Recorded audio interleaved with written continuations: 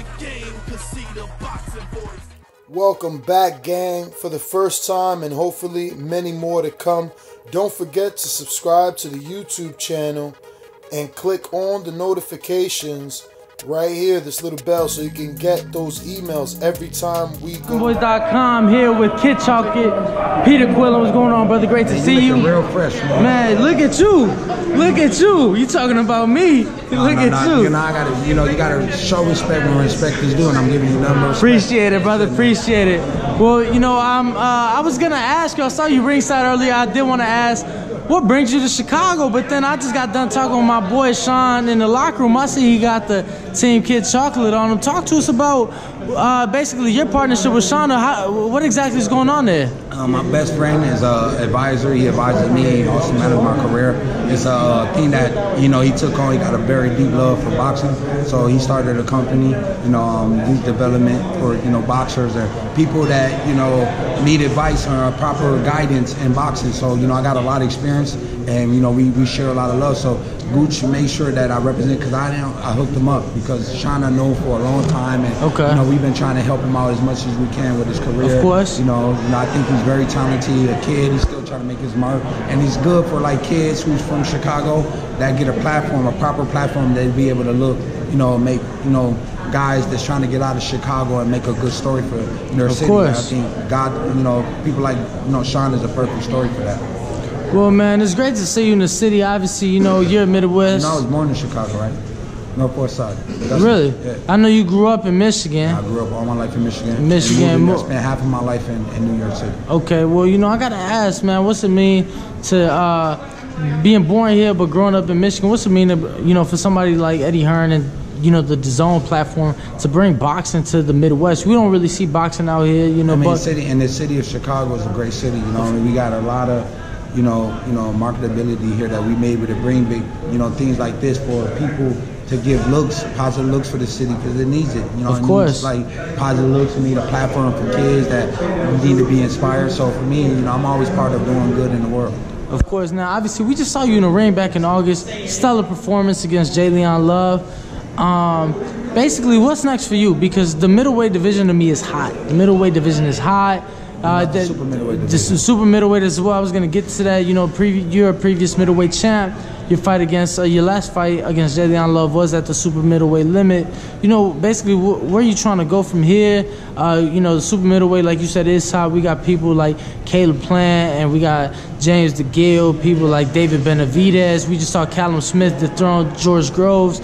So, what are your thoughts? Who do you feel is like the man to beat at 168, and where are you trying to go from here in the super middleweight division? Well, Andre and Anthony Durrell are from Flint, Michigan. They've been my brothers for a long time. Callum Smith, I had history with him as far as going through the wild card. Big supporters of what the Gallagher's was doing over there and coming to wild card. David Benavidez has been one of my sparring partners throughout my career before he turned pro. To be able to see him progress from a young man to a man where he's at right now, a champion. Caleb Plant, also a guy that helped me out, like his story. So, it's a lot of fights out there, but most importantly, I got a lot of friendships up in there. So I guess we have to cross those roads when we cross them. Absolutely. Can fans expect to see you before year's end? I'm trying to. You want me to? I'd start a street fight outside somewhere if that was possible. Don't start it with me, Chad. Don't start it with me. Now, I don't know if you just saw, you just say you're doing work with Sean Simpson. I don't know if you just saw Josh Greer just walked by. Chicago kid himself, just recently signed the Top Rank.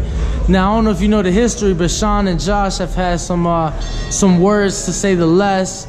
I was talking to Montel Griffin and Sean both about maybe a possible fight down the road between Josh and Sean. What do you think about, fighters coming up from the same area facing down the road, within the city? What do you think of that? How do you see that fight playing out? I never try to take away from a fighter's story. A lot of fighters are trying to make a positive story and impact their city. So sometimes it only could be one of those in that city. So that's I don't destroy the competition level that people have, that competitive nature that two fighters may have. But so for me, it's just all about being there and being in great support for the winner.